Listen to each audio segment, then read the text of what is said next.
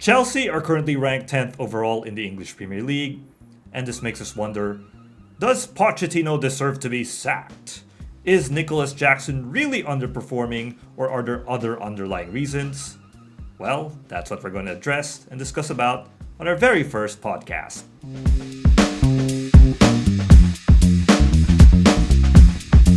Hello everyone, I'm the Box to Box Investigator, and welcome to our very first podcast. In this very first podcast, I've decided to invite a die-hard Chelsea fan who's been following the Blues since 2010. Ever since he watched that Champions League game, all of a sudden his heart has been pounding and cheering for Chelsea Football Club. No introductions needed, let's bring him in the podcast. Ladies and gentlemen, please welcome Seba! So, hi Seba, how are you doing? So I just heard you just came from vacation, right? So yeah, could you explain what happened? A vacation. All right. Kind of cliche, but Boracay. First time I actually went to Boracay. Even though I went to school in Panay for 6 years. Yeah, went to Boracay for the first time, even though I worked in QC. So I kind of get the hype around Boracay a bit. Yeah, it's a pretty good beach, and it's like the kind of beach you think about when you imagine a perfect beach. It's kind of like that. So pretty good. And I saw some kids playing football actually.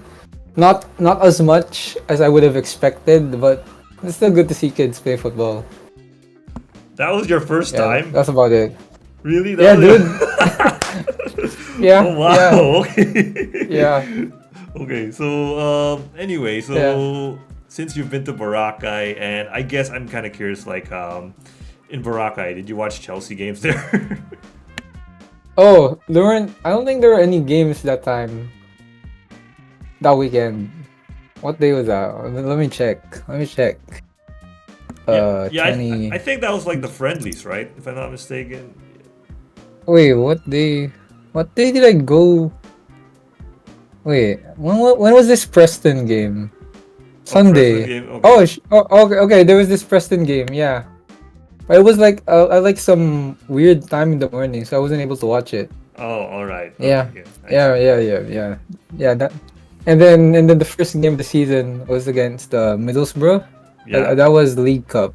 Yeah, I mean, yeah, we lost, of course. Oh, But unfortunate. yeah, yeah, I think I'm getting ahead of myself here. So you can you can carry on the conversation where you wanted to go. Yeah, no worries, I'll handle it. So anyway, you mentioned about Middlesbrough, and then you also mentioned about Preston. And I know, and I watched. I looked at a few games of Chelsea this season. I look at the standings. They're currently ranked 10th overall. They've had some Yeah, highs. dude. Yeah, they've had some highs like against Tottenham. You know, they pushed Yeah, dude. Tottenham to 9 men. And then there were lows like against Newcastle 4-1. Absolute Yeah, it was pretty travesty. bad. Yeah, Yeah, yeah, so yeah. I'm kind of curious, like, what are your thoughts about Chelsea for this season? Oh, for this season, honestly, this season is kind of just an extension of the last one, where you watch Chelsea to suffer. Like you work hard all week, toiling away as a regular working man. Then you watch your favorite team lose to some mid-table team. Yeah, yeah, that's kind of how life has been like as a Chelsea fan for like since last season. Since last season, yeah. When you think about the highs are high. Like of course the 4-4 win against Man City. That was the highest high, a 4-4 win. Yeah. And when I think about it, I think that goes to show for a lot of fans that we just watch the game without any expectations. If we're playing against bottom of the league, what was the bottom of the league? Sheffield. We came into that game with no expectations, and we ended up happy with a 2-0 win. Yeah, and one of the more lower placed teams, Luton. We were cruising to a 3-0 win for the most part, and then we almost ended up drawing. Like it went 3-2 in the last like 4 minutes. Yeah, we were saved there. we got pretty lucky to not lose there. I hope you watched that game. That was an all timer game. I see. Okay. Maybe Yeah, I might put that in my list of games to watch. yeah, yeah, I have a huge yeah, list of yeah, games to watch this season. So yeah, maybe I might put yeah, that one. So yeah, you mentioned about the Man City game, 4-4. You considered it a win. I mean, yeah, dude. it does feel like a win. It does feel like a win when you watch the games. You Yeah, know, like they yeah. played really good against Man City despite the draw. They played really well, you know, in that game. Speaking about, you mentioned about last year, you know, it's kind of like the same with this year, like not really a lot of expectations. So I'm kind of curious, like, did you see like any room of or any room of improvement, or like any degree of improvement? Because let's say, face it, like from Chelsea from last season to Chelsea from this season. Um. When Poch took over, I wasn't really confident in him because he's a Spurs manager first and foremost, and then he's a manager who balled League One, who made Messi seem washed. So he didn't really fit the bill for me to an extent. But then he's actually known for cultivating young talent, right? So maybe if I was Bowley, I'd think, okay, we signed all the kids who are good under 24 years old. Might as well get Pochettino because he's known for cultivating young talent. And I guess it goes to say for most fans that we held our breath during that time. But then when the PL Summer Series was played in the US and we ended up winning, despite being the lowest ranked PL team from the previous season, was a good sign because that string of games. There was a lot of free flowing attacking football, which Chelsea wasn't really known for in the past few years. So it seemed like a step in the right direction. Uh, it reached a point where momentum was still relatively high when we drew against Liverpool at home. That was still a good performance, all things considered. But then we lost the second game against West Ham. Caicedo conceded penalty. Enzo missed a penalty, and then Carney got injured right after he scored the equalizing goal. So that was a pretty bad outing overall. And I kind of like it was kind of a sign for what was things to come, and it was for the most part an accurate sign. It was gonna be a really up and down season to say the least. Yeah. All right. So you did mention about Pochettino, the sort of impact he brings. Uh, we can all argue, like, unless if you have a different opinion, that comparing Chelsea under Lampard to Chelsea under Pochettino, it's night and day. I mean, and also the roster this season, especially in attack. There's still some lingering issues with their offense this season, but it can be argued it's much better now because last season I noticed Chelsea when I watched them, they struggle to score goals. They're so good at possession, but they struggle to score goals. But this season, there are still some hiccups in goal scoring exploits, but you have some promising signs. And you mentioned about Pochettino's ability to develop young players. One of them is Cole Palmer. All right, so I'm curious, like, what are your thoughts on Cole Palmer for Chelsea? Okay. Hey, Cole Palmer. Honestly, I wasn't too keen on him as a signing because he seemed like a panic buy. Yeah, he was signed like what, a day before the window closed. And how Cole plays now, I don't think Pochettino has any say in that. I think he's good just because he grew up under Pep and not because of anything Poch taught him. If anything, I hope Poch doesn't make him any worse when he's here at Chelsea. Because Cole's a really good player, and I think we owe a lot of that Guardiola. And I kind of thank City for letting him go. At least we have some tiny bit of hope this season when it comes to unlocking defenses. Actually, yeah, you did. It's actually a good sign, or it's actually a good move for Chelsea to acquire Cole Palmer. And you did mention the Guardiola impact he brought, and we see that in some matches with Chelsea, like his ability to position himself really well, and the sort of like intensity he brings, like on the wide areas. It's kind of like a very typical Pep system in Manchester City. Like you can clearly see like the sort of impact he brings to Chelsea Football Club. And now let's talk about another young player in Chelsea who also spearheads the attack. And Ralph, I think you know who I'm referring to, and this is none other than Nicolas Jackson. So Cole Palmer has a lot of like people praising him. How about Nicolas Jackson? Because when I look at my Twitter, there's been some like moments where people talk about Nicolas Jackson, praising him, but there are others who argue that there's still a lot of things that needs to be done with Nicolas Jackson. How about you? What are your thoughts about him? Yeah. I think Jackson is a divisive player for a reason. Because for one, he shows for a striker that tall, he's actually pretty decent when it comes to running with the ball and out muscling defenders. But for the most part, I guess this goes to show for so many previous Chelsea strikers that he can't finish for shit.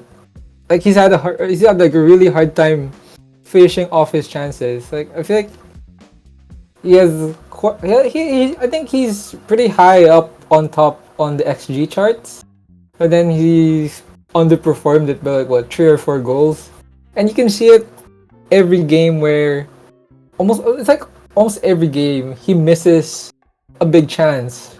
For all the quality he shows in like getting that shot off in the first place, he shows 1, 2, 3 really agonizing misses week in, week out.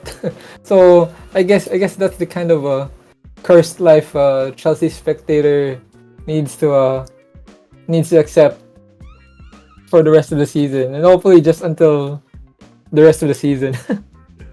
Yeah, speaking about, Nicolas Jackson, you mentioned a cursed team, Chelsea. Like, strikers have never been, like, consistent for Chelsea for the past couple of seasons. We can go all the way back from Shevchenko, and then Torres. Although he did score a great goal against Barcelona, a historical goal against Barcelona. That paid off his transfer fee. Yeah. So all's forgiven. All's forgiven. Yeah, and then when we talk about lethal Chelsea strikers, I think the last one that comes into mind is Diego Costa, without a doubt. Yeah, I agree. Yeah. Like Diego Costa was a scoring threat, especially in that second season of Mourinho, scoring for eternity. And then we have like Morata, who we all don't know what happened to him in Chelsea, and then And then there's some like Interestingly, Morata started out really well. Like he had a really good connection with Aspi. Like a lot of his goals came from headers, from crosses from Aspi, and then but then like he kind of fizzled out after some sort of injury, and then he couldn't regain his form, and then his confidence kind of went down, and I think that's kind of one of the really big issues when it comes to Chelsea strikers. So it's like, okay, they can have all the quality in the world in the previous club, but in the moment you move to Chelsea, there's a real big target on your back. There's a lot of expectations, and like when you're a striker for Chelsea, of course you think about Drogba. Recent times, your striker comes into Chelsea, you think about Drogba. You have to be a player who almost always consistently performs in the big stage. And if they don't meet those expectations and hit the ground running as soon as they put on that blue jersey, it's really hard for them to regain that trust in themselves back.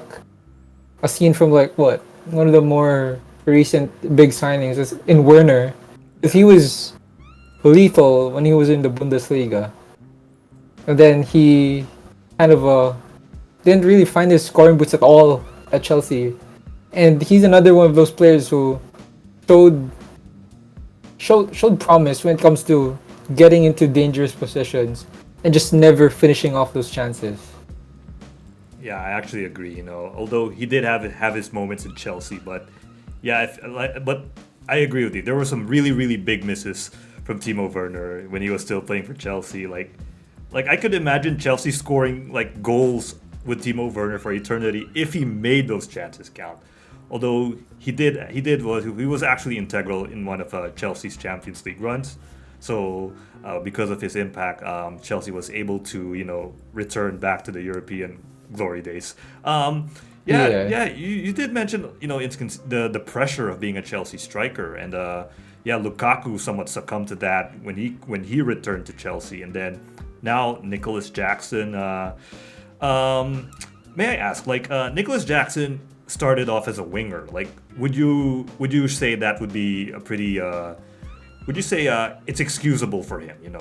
I mean, I can't really think of another term. Like maybe would you say that you'll give him some sort of like a pat in the back because he's a winger, transitioning to a striker?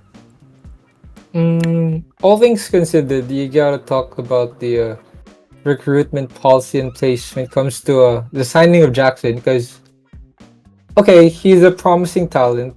He was signed off of Villarreal, I think, and then he wasn't even their first choice striker last season. And but then he got the nod up top because I believe their first choice striker got injured, and then Jackson finished the season with a really good scoring form, like 9 goals in 10 matches, and that's pretty good for what a 22-year-old striker in La Liga. So I can see how logically he would be a smart signing, considering he didn't really cost that much relatively for the market. I think he was like under 40 million pounds. So it wasn't a bad deal if you look at it in isolation. But then when you think about how he's been signed to be the first choice striker for a club like Chelsea that's had like what scoring problems for the past 3 seasons, and he's been chosen to be the next torchbearer of that attack. So that's a recruitment policy decision from really high up the Chelsea hierarchy. So I think we need to contextualize Jackson's signing and how he's been performing now with that decision. I see. All right. So okay. So let's move on. Because Nicolas Jackson has been like we've been talking nonstop about Nicolas Jackson. I even want to ask you about what happened to your plans of making Nicolas Jackson into Prime Didier Drogba in Football Manager. But you want to go? You want to go for that? You want to talk about Oh, that? honestly, when it comes to okay, so I haven't really played FM that much ever since I got the game because like it kind of went smack down right into my really busy pre-holiday schedule. But then um I tried I set up my managerial career in a way that would be really really realistic, in a way that Watch has been fired for being really bad, and then Chelsea thinking, oh damn, it can't get any worse than this. They signed a 23-year-old Filipino manager who has no experience in pro football and managerial work, and it ended as badly as you think it is. Like, like the players of Chelsea, they don't give respect to a player who has no um professional and international pedigree. So I might have to rethink that save and give myself more credentials. But as it stands, I might want to continue it and I keep losing to random second league sides from Denmark and losing pre-season and see where it goes. Let's see how low Chelsea can go. But given how we've been performing, especially after the loss to Middlesbrough, we might see that really soon. So fingers crossed that doesn't happen. But yeah, that's how it's been going so far. Yeah, with that new save, maybe you might end up being Pochettino's assistant, for next season. Yeah, yeah.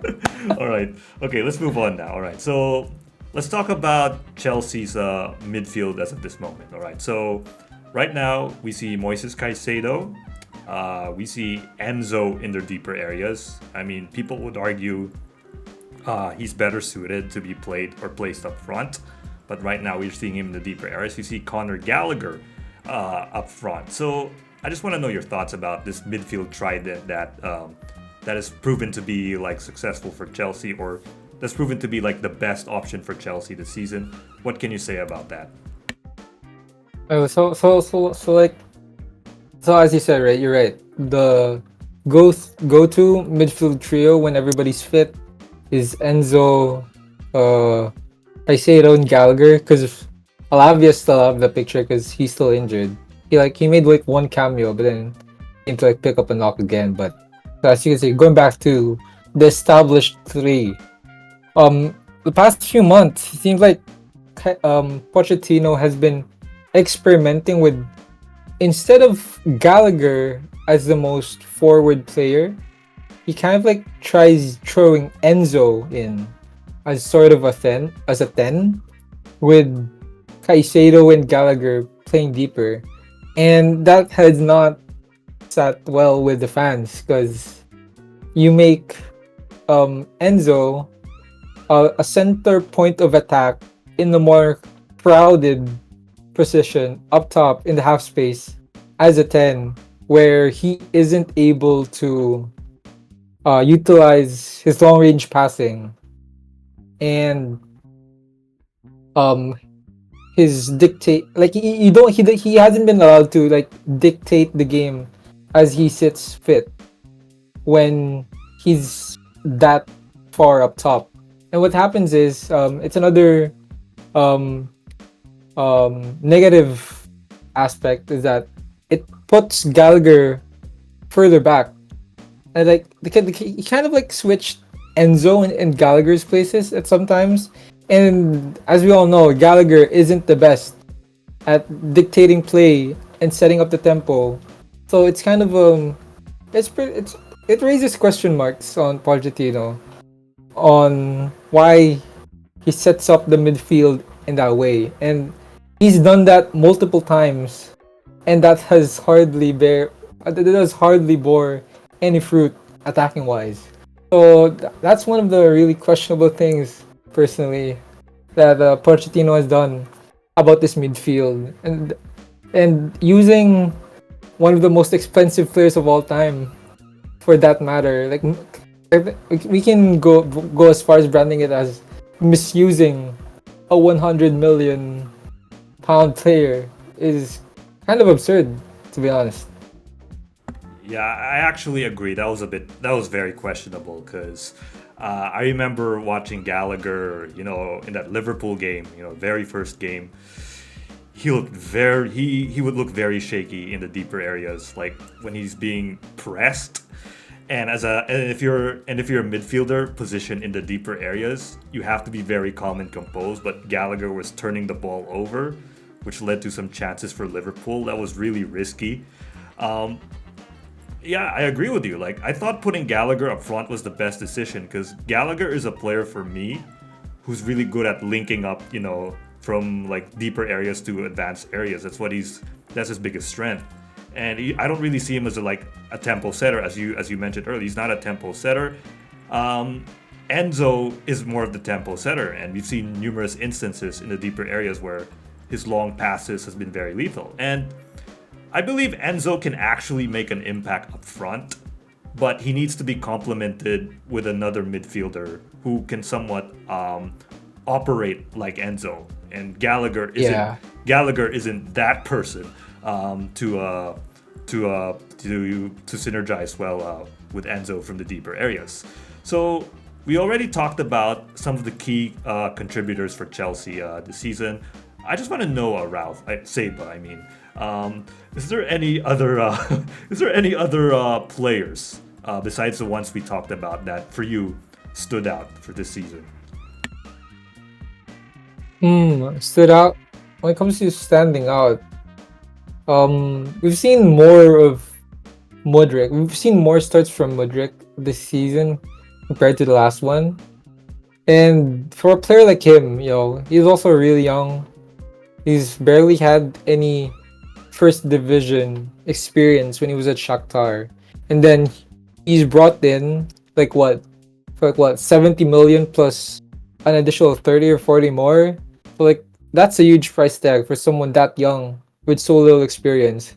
I can see where the the owners took the risk with him because he's a volatile talent. Like he could either burn bright or he could fizzle out. So I guess the owners wanted to take the risk with him.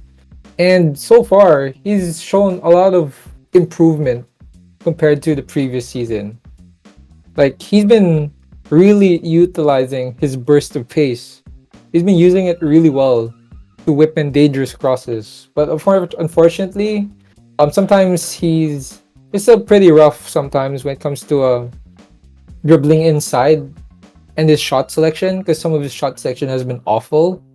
But all things considered, he's improving. Maybe not at the rate you expect from someone so expensive, but then the player doesn't choose their price tag, so that's not their fault.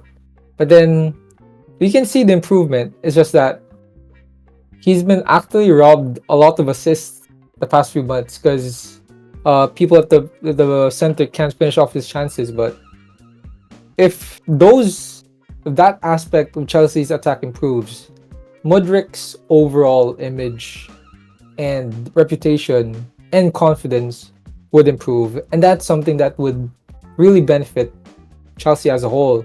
Like we can see how he scored that clutch equalizer against Newcastle, and then he ended up scoring a penalty as well. So that was a huge confidence booster for a player like him. And as a fan, like I genuinely hope all the players do well, and he's one of the players I'm really rooting for to like find his form, find his composure in front of goal, and be one of the leading attackers in this Chelsea team. I see. So you did mention about Mudryk's potential impact, especially when he has someone like who can finish like the chances up front. Speaking about the chances up front, is this an aspect that Chelsea needs to work on, especially now that the transfer window is already happening? Do they need an attacker, or let's say, or an offensive player, in your opinion? Yeah. If we're just wishing out loud here, Osimhen would be the best signing right now in terms of improving the attack. Like, okay, credit where credit is due for Jackson, but Osimhen would be the perfect striker for Chelsea right now. I see. Okay. So if in case Osimhen is gonna come to Chelsea, let's just hope that he manages to overcome the high expectations, because that's the historical issue with Chelsea strikers right now. You know, the Drogba factor as well. And let's see if Osimhen's gonna come to Chelsea, if Pochettino's gonna gun for him. And speaking about Pochettino, Seba, this is gonna be my final question. There's been a lot of debate happening in social media. When I look at my Twitter account, people say Pochettino should stay. Others would argue Pochettino should be sacked. How about you? What are your thoughts on that? I mean, based off the past result, that was horrendous. Losing to Middlesbrough. I mean, there's no forgiving that. But when you think about how Chelsea is actually one of the most, it's one of the best performing teams in the Premier League in terms of expected goals. It's like, all things considered, the team still produces chances. It produces a lot of them. They're just not able to finish, and they're just not able to like. A lot of times we've been having trouble seeing out games, like wrapping up the job, and that's more of a managerial issue than finishing chances, because the coach can't finish the chances for the players. But I guess if I was made to decide, I don't think Poch should go unless he does a doo-doo and loses a stream of games. in the next few weeks, which would be really hard considering the other opposition we're saying to face. Then anything can happen, but I hope things turn out the way that I don't expect in a positive way. So there you have it, ladies and gentlemen, our thoughts on Chelsea Football Club. If you wish to express your thoughts or comments as well, please do so in the comments section. Don't forget to leave a like and subscribe to our YouTube channel for updates. See you next time on our next episode.